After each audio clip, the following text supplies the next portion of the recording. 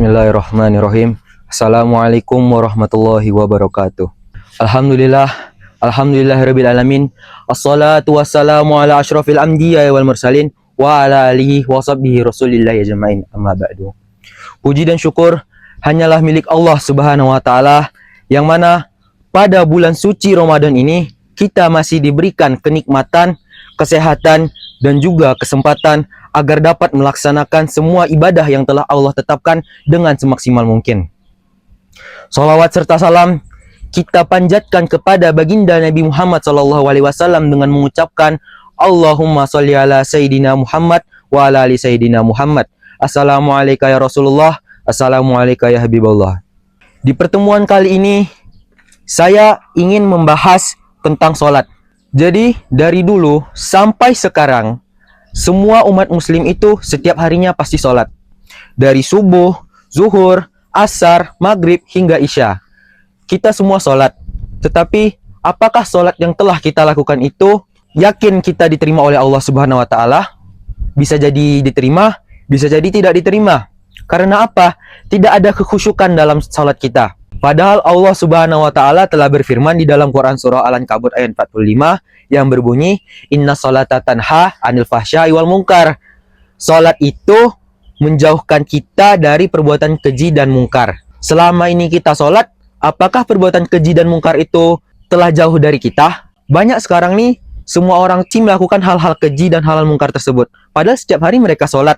Jadi masalahnya tuh di apa? Masalahnya tuh di kekhusyukan. Itu tadi sedikit seputar tentang salat. Jadi, Ana pengen ngasih tahu cara agar pahala sholat kita tuh dilipat gandakan di dalam bulan Ramadan. Yang pertama itu adalah mengoptimalisasi dari sisi awal waktu. Sholat itu kan ibadah yang terikat dengan waktu. Jadi sudah semestinya melaksanakannya tuh pada tepat waktu. Ada suatu ketika Rasulullah SAW ditanya oleh Ibnu Mas'ud, amalan apakah yang paling dicintai oleh Allah? Rasulullah menjawab, sholat pada waktunya. Sholat pada waktunya itu amalan yang paling dicintai Allah. Jadi kalau misalnya kita nggak sholat pada awal waktu kayak mana? Allah mengancam kita loh di dalam surat Al-Ma'un ayat 4-5.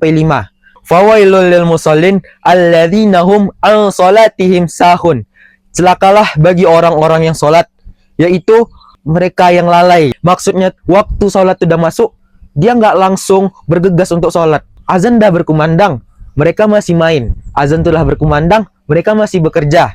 Yang kedua adalah mengoptimalisasi dari sisi berjamaah. Sholat berjamaah bagi laki-laki hukumnya adalah sunnah muakkadah, sunnah yang hampir mendekati wajib. Dari sisi pahala, Rasulullah mengatakan bahwa sholat berjamaah itu lebih baik dari ketimbang sholat sendiri sebanyak 27 derajat. Sholat berjamaah itu juga bisa menguatkan rasa persaudaraan dalam diri kita sebagai umat muslim. Yang ketiga adalah mengoptimalisasi dari sisi kekhusyukan. Syekh Muhammad Ali Tontowi mengartikan khusyuk adalah ketakutan dalam hati kepada Allah Subhanahu wa taala yang terlihat pada anggota badan, yang membuat kita tenang dan merasakan bahwa kita menghadap Allah Subhanahu wa taala.